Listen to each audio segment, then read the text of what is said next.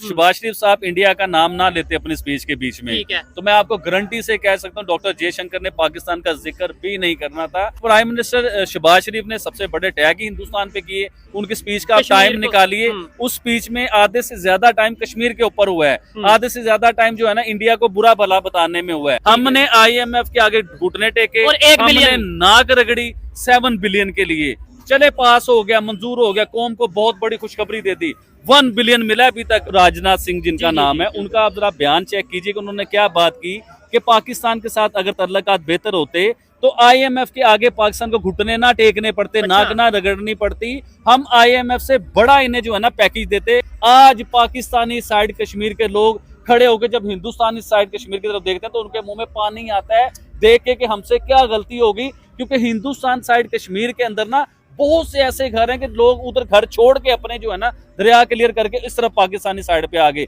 आज भी वो घर उसी तरह ही पड़े हुए हैं जो साहब, उसमें बर्तन भी उसी तरह ही पड़े हैं, हांडियां भी उसी तरह ही पड़ी हैं, वो घर ढांचे उसी तरह ही खड़े हैं, उसमें कोई कब्जा नहीं हुआ। इसराइल के PM जो हैं उन्होंने यूनाइटेड नेशन के बीच में जो खिताब किया वो खिताब सुना है? बिल्कुल बिल्कुल, मैं समझ गया। उन्होंने 2 नक्शे पकड़े हुए थे, दो नक्शे थे, एक पे ग्रीन कलर था और एक पे ब्लैक कलर था। अच्छा, उसमें अच्छे और बुरे तो बताए गए, पाकिस्तान का नाम किस जगह पे था आप बता, आप पाकिस्तान का पूछ ना, पाकिस्तान की वर्थ कहाँ है, पाकिस्तान कहाँ पे है, तो पाकिस्तान का नाम ना अच्छों में था ना बुरों में था। उन्होंने ये बताया कि हम आपको गिनते ही नहीं है किसी भी चीज में, आपकी वैल्यू ये है। 15 साल की गवर्नमेंट में प्राइम मिनिस्टर नरेंद्र मोदी मुसलमानों के इतने खिलाफ होता है ये शख्स, तो आज इसने पूरी दुनिया में मुसलमानों की जंगें चल रही हैं, तो वो तो फायदा उठा सकते थे। पूरी दुनिया में मुसलमानों को मार पड़ रही है, वो तो फायदा उठा सकते थे, उन्होंने तो उल्टा विजिट की है। फिर उसके बाद पाकिस्तान ब्लैक लिस्ट के करीब आ गया हुआ था, वो तो बड़ा जबरदस्त फायदा उठा सकते थे। पाकिस्तान के वजीर आजम ने या पाकिस्तान के आर्मी चीफ ने कहा कि हमारे पास तो इतने हफ्ते का तेल रह गया या राशन रह गया, यानी कि हम जंग नहीं लड़ सकते, अगर जंग हम लड़ेंगे 1 या 2 महीने से ज्यादा हम सरवाइव नहीं कर सकते। तो जब भी हिंदुस्तान के प्राइम मिनिस्टर ने पाकिस्तान पे कब्जा या झगड़ा या जंग करने की कोशिश नहीं की, जब वो कत्ल किया गया तो इंडिया साइड कश्मीर में बकायदा प्रोटेस्ट हुआ है, ये कहा गया कि भाई फलस्तीन के साथ हम खड़े हैं, यानी कि इसका मतलब वो इंडियन गवर्नमेंट ने उन्हें कुछ नहीं कहा कि भाई अब ठीक है, आपको आजादी दी हुई है ना। अगर आप ये सोच रहे हैं कि प्राइम मिनिस्टर नरेंद्र मोदी पाकिस्तान आएंगे, ऐसा कुछ नहीं होगा। अगर आप सोच रहे हैं कि जयशंकर पाकिस्तान आएंगे, ऐसा कुछ नहीं होगा। अगर आप सोच रहे हैं कि आदित्यनाथ पाकिस्तान आएंगे, ऐसा कुछ नहीं होगा। नहीं, उन्होंने तो बोला हम आएंगे, उन्होंने इसी बात पे बोला हम आएंगे, लेकिन कश्मीर की बात की थी। हिंदुस्तान में एक दोस्त है मेरा, अच्छा, वो मेरे पीछे पड़ा हुआ है, इवन के उसने मेरी ID में से मेरे भाई का नंबर निकाला और उसने फिर जाके मेरे भाई को फोन किया, उसने कहा कि आबिद भाई की आप साइड बनाए, वो तो बात सुनते नहीं है। मैं हिंदुस्तान की दिवाली के ऊपर जो है ना इन्हें एक सरप्राइज देना चाहूंगा हिंदुस्तानियों को। अच्छा, आबिद भाई की शॉप के कपड़े अगर आप अपने बच्चों को पहनाना चाहते हैं, आए हाय दुकानदारी भी करते हैं ना साथ साथ। वो कैसे पॉसिबल? मैं पॉलिसी बताता हूँ। अच्छा, मैं एक साइड बना रहा हूँ, उस साइड के ऊपर जो है ना ऑनलाइन परचेजिंग करवाएंगे आपको, लेकिन हिंदुस्तान आपको पता है इधर से कोई चीज जा नहीं सकती और उधर से कोई चीज आ नहीं सकती। जी तो दोस्तों, मैं हूं सुहेब चौधरी और आप देख रहे हैं मेरा और आपका YouTube channel real entertainment TV. आज फिर बहुत दिनों बाद आबिद अली भाई हमारे साथ मौजूद हैं। टॉपिक के ऊपर तो इनसे बात करेंगे। इंडियन फॉरेन मिनिस्टर इस टाइम यूनाइटेड नेशन की जनरल असेंबली में उन्होंने स्पीच की, पाकिस्तान का जिक्र किया, उसके ऊपर भी बात करेंगे। राजनाथ सिंह जो कि इंडिया के डिफेंस मिनिस्टर हैं, उन्होंने भी पाकिस्तान को एक मैसेज दिया, उसके ऊपर भी बात करेंगे। कश्मीर में योगी आदित्यनाथ ने एक स्टेटमेंट दी, पाकिस्तान को एक मैसेज दिया, उसके ऊपर भी बात करेंगे। लेकिन पहले जो मैं भी पूछना चाहता हूँ और शायद आप भी पूछना चाहते होंगे, आबिद भाई के पास कौन सा ऐसा जादू का तोता, जादू की चिड़िया है कि जो प्रेडिक्शन करते हैं ऑलमोस्ट सच साबित हो जाती है। इन्होंने बोला कि इंडिया फाइनल में पहुंचेगा, वो फाइनल में पहुंचा। इन्होंने बोला कि कश्मीर में जो इंडिया साइड कश्मीर में इलेक्शन हो रहे हैं 60% वोटिंग होगी, वो 60% से ज्यादा वोटिंग हुई, क्या बात है। फिर इन्होंने बोला रिसेंटली पिछली वीडियो में ऑलमोस्ट बोला था कि भाई पाकिस्तान के प्राइम मिनिस्टर जब यूनाइटेड नेशंस में जाएंगे तो 2 ही मुद्दे रखेंगे, 2 ही टॉपिक्स पे बात करेंगे। एक वो कहेंगे कि भाई हमें $7 बिलियन दे दो, पैसे दे दो, और दूसरा वो कहेंगे जी कश्मीर में जुल्म, कश्मीर में जुल्म। और सेम वैसा ही हुआ है। इस पे सबसे पहले आबिद भाई मुझे बताएं कैसे आप?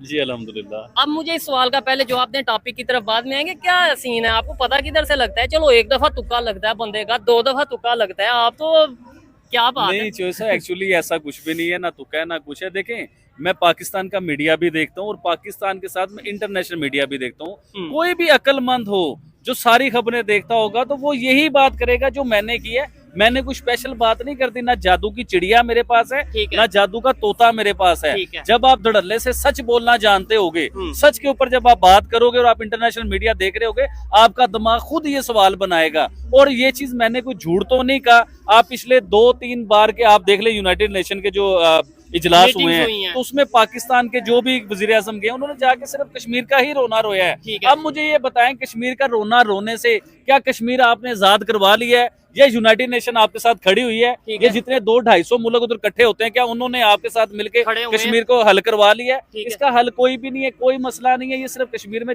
उसका जो रोया जाता है ना, वो उसमें भी उसके पीछे मकसद होते हैं। ठीक है, अच्छा टॉपिक पे आते हैं। आबिद भाई मुझे बताएं, Indian foreign minister doctor Jaishankar, जिन्हें उनकी जहानत की वजह से पूरी दुनिया में जाना जाता है, उन्होंने यूनाइटेड नेशन में पाकिस्तान को बाकायदा तौर पे मैसेज दिया या पाकिस्तान को बताया है और पूरी दुनिया के सामने ये बात किया कि भाई पाकिस्तान की अगर जीडीपी आपने चेक करनी है तो वहां पे दहशतगर्दी चेक कर लें। क्या कहना चाहेंगे इसके ऊपर? ये तो समझ लें कि बड़ी इंसल्ट वाली बात है। देखिए जो सा इंसल्ट वाली बात बिल्कुल है, और तकलीफ भी होती है इस चीज को सुन के कि यार किसी भी मुल्क का वजीर आजम या उसका मिनिस्टर हमारे मुल्क को दहशतगर्द के, हमें तकलीफ होती है चीज को लेके।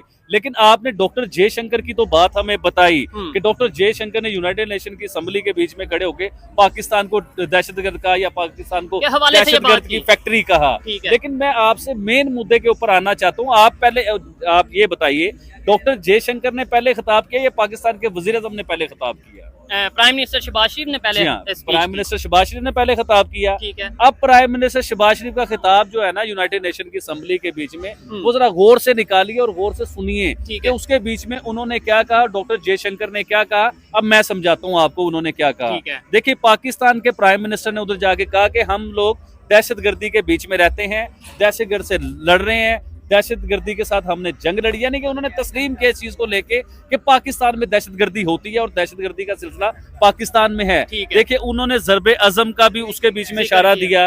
उन्होंने ये अभी जो जो है सारा कुछ उसके ऊपर भी उन्होंने कहा। और उससे पहले पाकिस्तान का मेनस्ट्रीम मीडिया, पाकिस्तान के मेनस्ट्रीम मीडिया के चैनल, किसी भी चैनल को आप हाथ नहीं लगाए तो वो चैनल बताता था कि बलोचिस्तान में दहशतगर्दी हो रही है। बलोचिस्तान के बीच में जो है ना इतने दहशतगर्द आ चुके हुए कि हमारे फोर्सेस के लोगों को मार रहे, इवन के जवानों को जो है ना वो किडनैप भी कर लेते हैं। नो डाउट ये खबर प्रॉपर चली थी कि भाई पाकिस्तान में फोर्सेस के जवानों को उठाया गया और उन्हें तालिबान आए उठा के ले गए। क्या कहना चाहेंगे आबिद भाई? अब मतलब लेट्स सपोज मैं ये कहूँ कि यार बड़ी शर्मिंदगी हो रही है, पूरी दुनिया में हमें दहशतगर्द कहा जा रहा है, मैं कैसे इन्हें जो साहब बताऊं कि साहब देखिए, पूरी दुनिया अगर दहशतगर्द कह रही है तो वो मामला हो भी तो रहे हैं। अभी अगस्त के महीने में देख लें, दहशतगर्दों ने 250 के करीब पाकिस्तान में मौतें हुई। सिर्फ अगस्त के महीने की आपको बात बता रहा हूं, दहशतगर्दी की वजह से 250 के करीब मौतें हुई हैं पाकिस्तान के बीच में। तो दहशतगर्दी तो पाकिस्तान में हो रही है।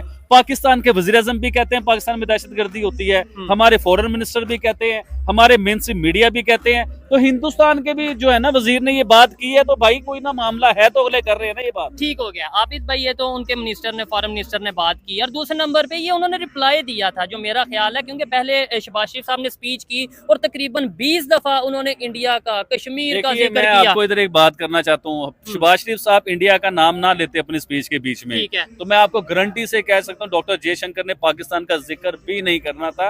और मैं आपको एक और बड़ी चीज बताता हूँ, कुछ अरसा पहले प्राइम मिनिस्टर नरेंद्र मोदी ने ये बात की थी कि हम पाकिस्तान का नाम भी नहीं लेना चाहते, तो उन्होंने यूनाइटेड नेशन में भी पाकिस्तान का नाम नहीं लेना था, क्योंकि प्राइम मिनिस्टर शहबाज शरीफ ने सबसे बड़े टैग ही हिंदुस्तान पे किए। उनकी स्पीच का टाइम निकालिए, उस स्पीच में आधे से ज्यादा टाइम कश्मीर के ऊपर हुआ है, आधे से ज्यादा टाइम जो है ना इंडिया को बुरा भला बताने में हुआ है। देखिए चौधरी साहब, अगर आप हिंदुस्तान के साथ दोस्ती की बातें करते, उधर ही यूनाइटेड नेशन के बीच में खड़े होके, तो आपके साथ दोस्ती भी हो जानी थी। अभी देखें, हिंदुस्तान के डिफेंस मिनिस्टर के ऊपर आप आए, जो राजनाथ सिंह जिनका नाम है, उनका आप जरा बयान चेक कीजिए कि उन्होंने क्या बात की कि पाकिस्तान के साथ अगर तल्लुकात बेहतर होते तो IMF के आगे पाकिस्तान को घुटने ना टेकने पड़ते, नाक ना रगड़नी पड़ती, हम IMF से बड़ा इन्हें जो है ना पैकेज देते, IMF से ज्यादा डॉलर इन्हें देते, IMF से ज्यादा इनकी हेल्प करते हम लोग। तो ये हिंदुस्तान के डिफेंस मिनिस्टर ये बात कर रहे हैं। आप जो सब दूर ना आना जाए, अभी पीछे देखें, श्रीलंका को $5 बिलियन की एड दी है, जो भी दिया है हिंदुस्तान ने किया। इससे पहले जो है बांग्लादेश की हेल्प की, इससे पहले नाइजीरिया की हेल्प की, अफगानिस्तान की हेल्प की, बहुत से अपने नेबर कंट्री की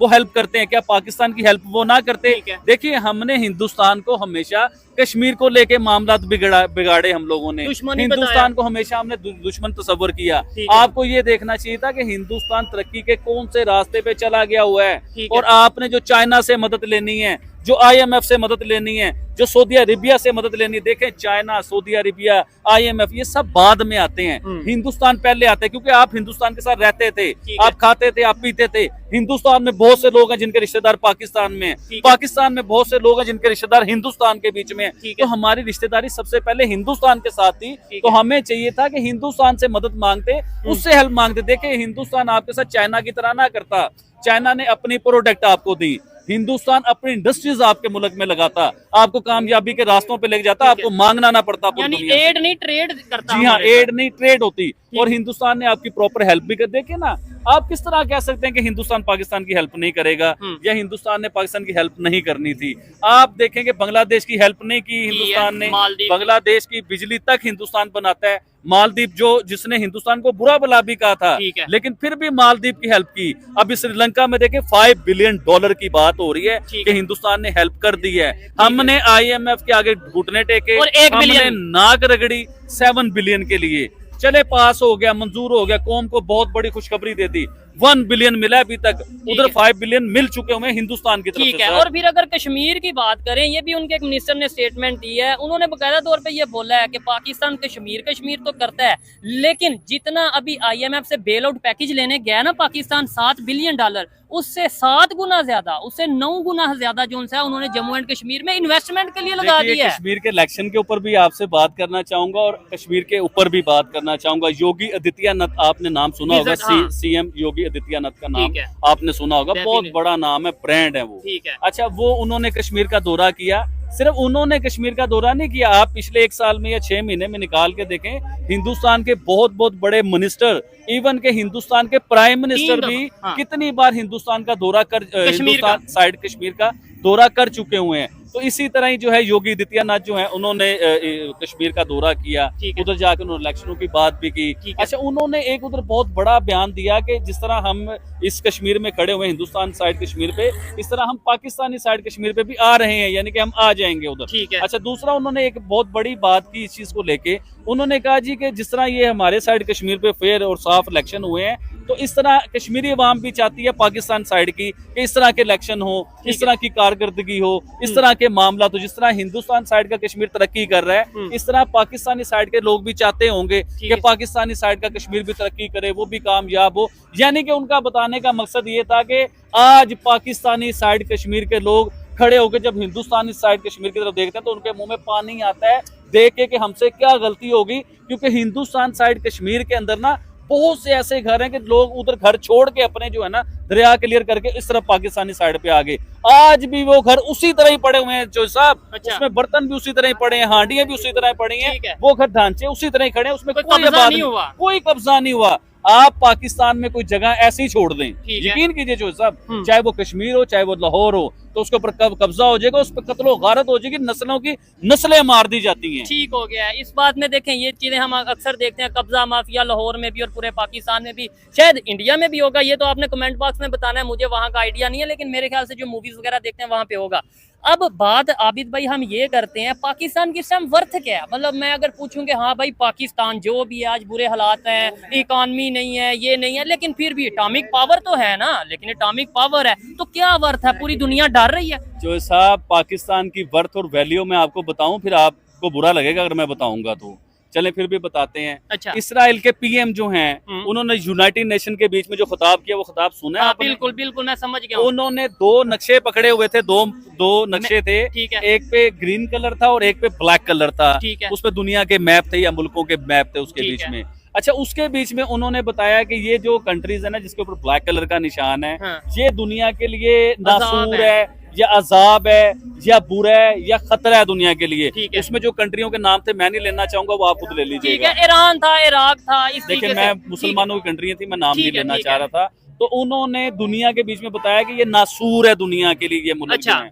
और एक तरफ उन्होंने ग्रीन कलर किया हुआ था जो बताया कि दुनिया के लिए जन्नत जैसे मुल्क हैं, Blessing है। ब्लेसिंग है, दुनिया के लिए फायदे वाले मुल्क हैं, ठीक है। फ्रेंडशिप वाले हैं, अच्छे मुल्क हैं, ठीक है। और बहुत ही अच्छे मुल्क हैं, जिसके बीच में सऊदी अरेबिया भी है, जिसके बीच में इंडिया भी है, ठीक है। जिसके भी काफी कंट्रीज हैं, इजिप्ट उसके भी बीच है, में इजिप्ट भी है, सऊदी अरेबिया देखे ना कि सऊदी अरेबिया को कहा गया कि ये दुनिया के लिए बेहतरीन मुल्क है, ब्लेसिंग कह दिया गया। blessing इधर कहा मैं गया। एक चीज क्लियर करना चाहता हूँ कि एक साइड पे सऊदी अरेबिया वो भी इस्लामिक कंट्री, उसे इसराइल ने ब्लेसिंग बोल दिया, दूसरी साइड पे ईरान इराक वो भी इस्लामिक कंट्री, उन्हें अजाब बोल दिया गया। अच्छा, दो अच्छा, नशों में प्रॉपर उन्होंने दुनिया के अच्छे और बुरे मुल्क अपनी तरफ से देखे, हमारी तरफ से नहीं, हाँ, उन्होंने अपनी उनकी तरफ से वो बात बताया है जो आप कि बता ये रहे हैं। दुनिया के बेहतरीन कंट्रीज हैं और ये दुनिया के लिए अजाब हैं कंट्रीज, ठीक यानी है। कि उनका बताने का मकसद ये था।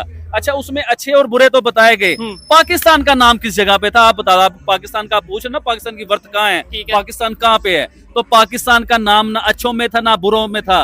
उन्होंने ये बताया कि हम आपको गिनते ही नहीं है किसी भी चीज में, आपकी वैल्यू ये है, पाकिस्तान की वैल्यू ये तो बताई गई है। हम तो यहाँ पे कहते हैं अगर इसराइल किसी से डरता है तो हम वो तो- वाहिद इस्लामिक कंट्री पाकिस्तान है, क्योंकि एटॉमिक हमारे पास एटम बम है ना, तो हाँ। बताते हैं कि पाकिस्तान की मुसलमानों की पहली ऐसी कंट्री है जिसके पास एटम बम है, तो इसराइल जो है वो डरता है। पाकिस्तान के नाम से कांपता है, डरता है। आज उसने बता दिया कि हम तो आपको भाई गिनते भी नहीं है किसी जगह पे, ठीक है। आपका नाम लेना तो बड़ी दूर की बात है। ना अच्छों में उसने नाम लिया पाकिस्तान का, ठीक ना बुरों में नाम लिया, यानी कि उसने बताया कि हम आपको इस तरह इग्नोर करते हैं, आपका नाम ही नहीं लेते हम। ठीक है। ये बड़ी सोचने वाली बात है और मैं समझता हूँ इसके ऊपर पाकिस्तान के मेन स्ट्रीम मीडिया को डिस्कस करना चाहिए कि कहीं ऐसा तो नहीं है कि जैसे हम अपना ऑफिशियली ये कहते हैं कि इसराइल को हम कंट्री नहीं मानते, वैसे ही शायद उन्होंने भी ये कह दिया हो कि हम अब ऑफिशियली पाकिस्तान को कंट्री नहीं मानते। शायद ये भी इसका एक लॉजिक हो सकती है, रीजन हो सकती है। मुझे बताएं, इसराइल ने ये जो अपने 2 मैप शो किए हैं उसमें इंडिया को ब्लेसिंग बोला, लेकिन देखा जाए तो वो तो इंडिया के प्राइम मिनिस्टर फलस्तीन के प्राइम मिनिस्टर के साथ खड़े हुए हैं और उन्हें बोला कि हम आपके साथ हैं इंसानियत की बुनियाद पे।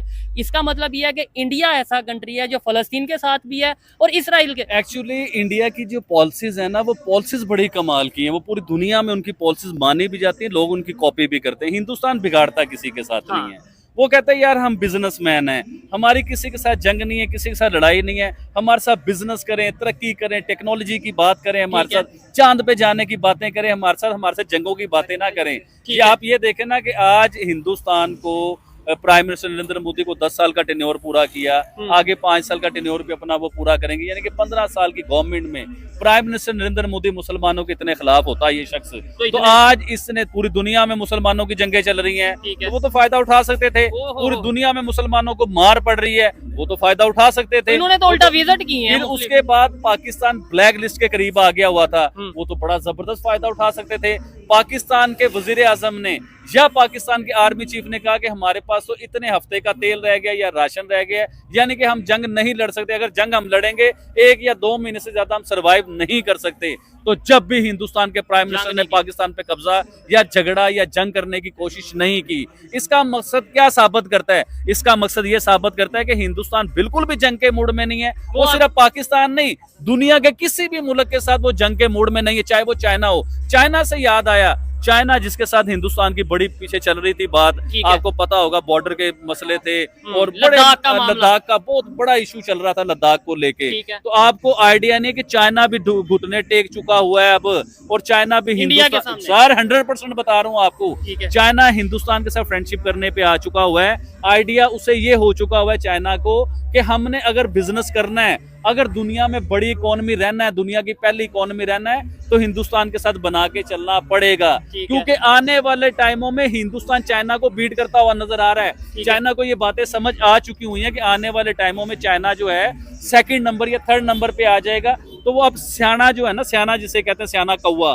तो वो अब सियाना बन के दिखा रहा है कि हिंदुस्तान के साथ प्रॉपर हाथ में ला रहा है, उसका दोस्ती करने की कोशिश कर रहा है, और इसके लिए बहुत बहुत बड़ी पावरें, इसके लिए रशिया भी कोशिश करेगा। आने वाले टाइमों में आपको पता चले।